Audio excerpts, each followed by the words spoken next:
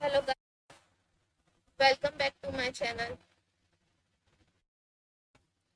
आज हम बात करेंगे डिस्चार्ज ऑफ कॉन्ट्रैक्ट में ही time and place for performance वाले पार्ट की, जो सेक्शन 46 टू 50 में बताया गया। सेक्शन 46 क्या कहता है? Time for performance of promise where no application is to be made and no time is specified. मतलब जैसे कि कोई प्रॉमिस करा आपने कि ये प्रॉमिस में परफॉर्म करूंगा, तो वहाँ अगर आपने कोई टाइम स्पेसिफाइड नहीं करा है कि इस टाइम में वो प्रॉमिस पूरा होना चाहिए, या नहीं कोई एप्लीकेशन प्रॉमिस के द्वारा की कोई एप्लीकेशन, मतलब प्रॉमिस ने कोई ऐसी रिक्वेस्ट नहीं करी है कि तुमको ये प्रॉमिस इतने टाइम में परफॉर्म करना पड़ेगा, या इसी प्लेस पर इस टाइम तक तुमको ये परफॉर्म करोगे तो माना जाएगा, नहीं तो इसकी नॉन परफॉर्मेंस मानी जाएगी। ऐसी प्रॉमिस ने कोई रिक्वेस्ट नहीं करी है। No application is to be made मतलब कोई रिक्वेस्ट नहीं है उसमें, और ना ही कोई टाइम डिसाइडेड है। प्रॉमिस ने ना कोई टाइम डिसाइड करा है कि प्रॉमिसर को कि तुम इतने टाइम में ये प्रॉमिस परफॉर्म करना पड़ेगा। तो इस सिचुएशन में प्रॉमिसर क्या कर सकता है? तो प्रॉमिसर को ये करना होगा कि अगर उसके पास कोई टाइम डिसाइड नहीं है या कोई एप्लीकेशन कोई उसने रिक्वेस्ट नहीं करी है प्रॉमिस ने, तो वह करेगा रीजनेबल टाइम में उस प्रॉमिस को परफॉर्म करने की कोशिश करेगा।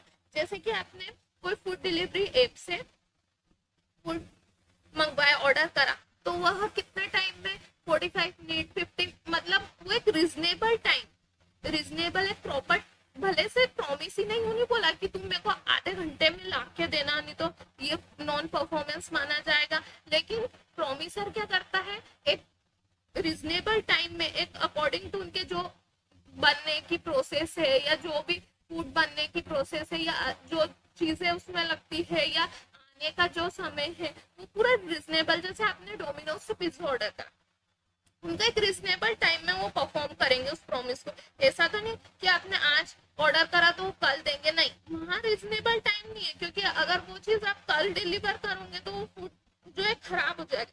तो ऐसी चीज जो खराब हो जाए या जिनको रीजनेबल टाइम में परफॉर्म, जैसे कोई डेयरी प्रोडक्ट हुए, जैसे आपने किसी कहीं से दूध मंगवाया, तो आपको ताजा दूध तभी ला के दे सकता है ना, फ्रेश मिल्क, जब वो आपको रीजनेबल टाइम में उसको परफॉर्म करे। तो जहां पर टाइम डिसाइड नहीं, पर अलग अलग केसेस में, जैसे कि आपने कोई आटा मंगाया या कोई गारमेंट शॉप से आपने, जैसे कि अमेजोन फ्लिपकार्ट से आपने कोई आपके ड्रेसेस ऑर्डर करी, तो वो आपको 2-3 दिन जो रहता है रिजनेबल टाइम वो चल जाएगा। लेकिन आप उसी के लिए अगर कोई पिज्जा मंगा रहे हैं या कोई फूड मंगा रहे हैं, तो उनका जो प्रोसेस है उसका टाइम लेके आप एक रिजनेबल टाइम में आपको परफॉर्म करनी ही पड़ेगी, भले से उसके लिए प्रॉमिस ने रिक्वेस्ट नहीं करा। आप ये नहीं कह सकते उसमें कि नहीं, यहाँ तो प्रॉमिस ने रिक्वेस्ट ही नहीं करा था तो हम क्यों परफॉर्म करें, नहीं, या कोई टाइम डिसाइड नहीं है तो हम क्यों परफॉर्म करें, नहीं, ये आप एक्सक्यूज नहीं दे सकते उस चीज के लिए। आपको हर केसेस में अलग अलग क्वेश्चन ऑफ फैक्ट रहेगा। इसके एक्सप्लेनेशन में लिखा है कि हर केस का अलग क्वेश्चन ऑफ फैक्ट होगा कि क्या टाइम डिसाइड होना चाहिए, कि कौन सी चीज जल्दी खराब हो जाती है तो उसके लिए क्या टाइम डिसाइड है, कि हाँ ये चीज टाइम ले सकती है तो इसके अकॉर्डिंग क्या टाइम है। तो ये अलग अलग टाइम डिसाइड किया गया है। तो परफॉर्म प्रॉमिसर को रिजनेबल टाइम में करना पड़ेगा, नहीं तो नॉन परफॉर्मेंस, इसकी नॉन परफॉर्मेंस मानी जाएगी। ये सेक्शन 46 कहता है। Section 46 time for performance of promise की बात कहता है। भले से एप्लीकेशन ने कोई रिक्वेस्ट नहीं दी, एप्लीकेशन टू बी मेड आपको 46 टू 50 में हर जगह ये एप्लीकेशन वाला पार्ट दिखो। तो एप्लीकेशन मतलब कि आपकी तरफ से कोई रिक्वेस्ट नहीं की गई है, तो आपको कब परफॉर्म करना है ये बताएं। आगे समझ में सेक्शन 46 क्या कहते हैं? इसके 3 इंग्रेडिएंट है कि नई टाइम स्पेसिफाइड हो, नई एप्लीकेशन मेड हो, तो आपको रिजनेबल टाइम में परफॉर्म करना होगा। और हर केस का क्वेश्चन ऑफ फैक्ट अलग होगा कि उसका रिजनेबल टाइम क्या है। और अभी तक आपने मेरे चैनल को सब्सक्राइब नहीं किया है तो प्लीज सब्सक्राइब कर लीजिएगा, इससे आपको आगे के नोटिफिकेशन मिलते रहेंगे। और प्लीज कमेंट में बताइएगा कि आपको मेरे वीडियोस कैसे लगते हैं। सेक्शन 47 की बात कर लेते हैं। ये भी टाइम एंड प्लेस की बात करता है। इसमें क्या बताया? सेक्शन 46 में टाइम की बात कर रहा था, यहाँ क्या है? टाइम एंड प्लेस, यहाँ दोनों की बात कर रहा है। Time and place for performance of promise where time is specified and no application to be made.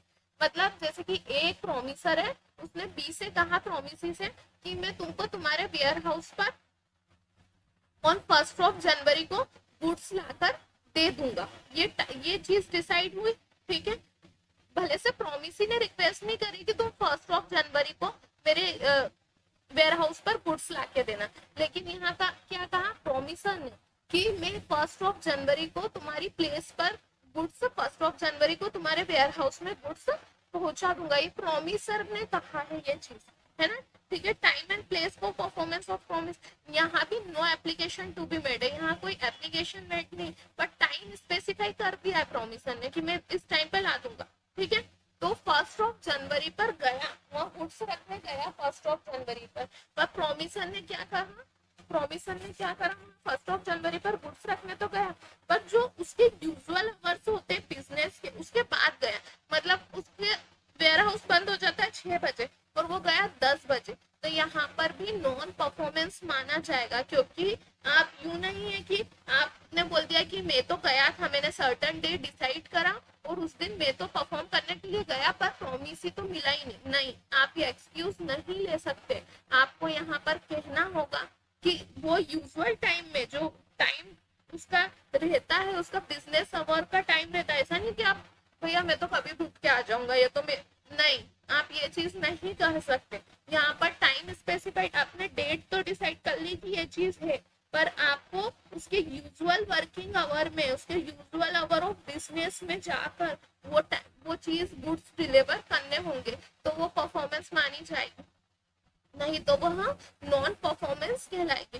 ना आप ये एक्सक्यूज दे सकते हो कि वहाँ नो एप्लीकेशन मेड हुई है, कि आपने वहाँ कोई रिक्वेस्ट नहीं करी है प्रॉमिसर ने कि ये टाइम पे मैं रात में जा सकता हूँ, नहीं, यहाँ पर ये भी क्वेश्चन ऑफ फैक्ट है कि नहीं, कोर्ट ने ये पहले ही डिसाइड कर रखा है, उसमें बैरेक में पहले ही लिख दिया है कि यूजुअल वर्किंग आवर में आप नहीं गए तो वह नॉन परफॉर्मेंस माना जा सकता है, कि उसके लिए आपको नॉन परफॉर्मेंस का रूल अप्लाई वहां पर हो जाएगा। तो ये section 47 time and place for performance of promise, मतलब प्रॉमिसर ने डिसाइड करके बोल दिया कि मैं 1st ऑफ जनवरी को आपको गुड्स सेंड कर दूंगा, और वो गया भी, ऐसा नहीं है कि वो नहीं गया, पर वह कब गया, जब उसकी वेयर हाउस बंद हो चुका था, मतलब उसके यूजुअल वर्किंग आवर पर वह नहीं गया, तो यहाँ पर क्या माना जाएगा, उसको भी नॉन परफॉर्मेंस माना जाएगा, ठीक है। सेक्शन 48, 49 एंड 50 ये हम कल के लेक्चर में देखेंगे, ठीक है। ये वाला 46 एंड 47 समझ में आ गया।